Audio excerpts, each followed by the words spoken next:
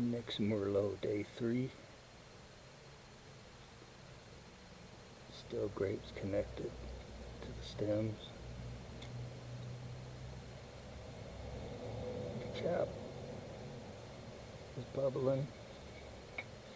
Has some nice yeast.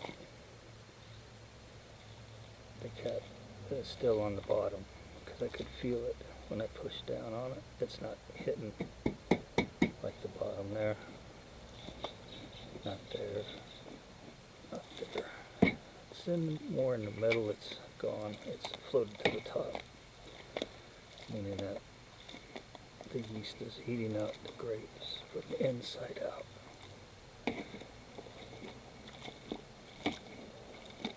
So stirring it up. So for day 3 it's pretty good. There's my bay leaf. And I could smell, let me see.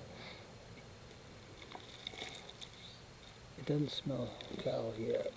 When it starts to smell foul, that means that it's really getting down into the, for me, it's really getting down into, turning into alcohol, and it kind of gives off of a stringent kind of acidic smell.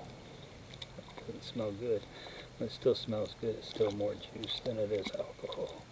For me, that's how I could tell. And I can't smell very well, but that's day 3 for next Merlot from Sonoma.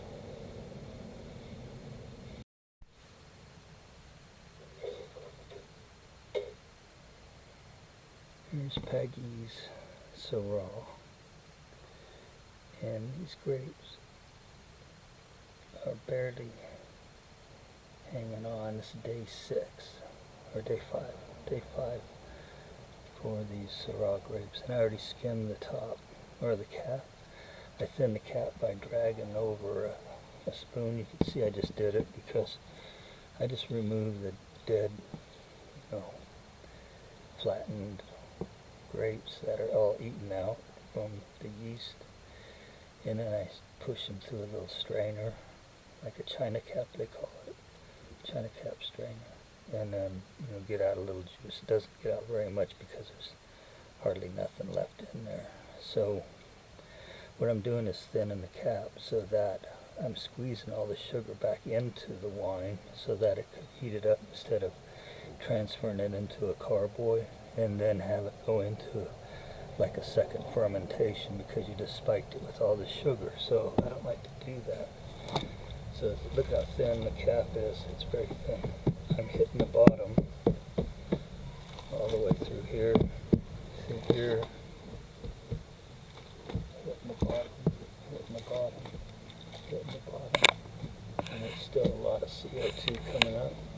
So it's still degassing. And this morning it was giving off a pretty smell. And around 3 o'clock in the morning, and all of a sudden in the morning it started getting like foul smelling. Now it's almost, for me, I can't really smell that great, but it smells almost like paint thinner a little bit, I guess. So it's turning to alcohol. And the stems are all being, the remaining grapes that I had left on there. Yeah, I just got a big whiff. That's a wine smell.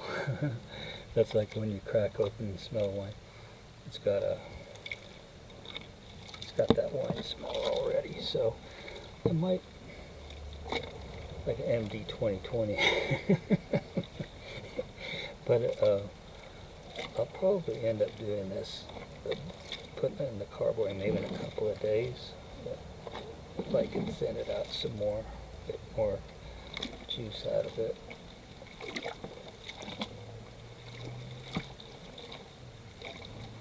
Yeah, but I like to do it this way so it's not hard at the end. You don't have to get at all the dead grapes and the stems and have a big mess.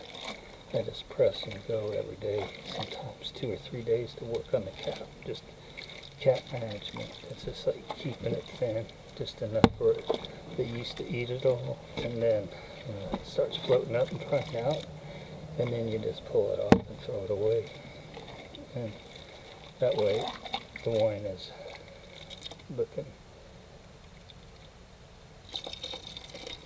like that's pretty good.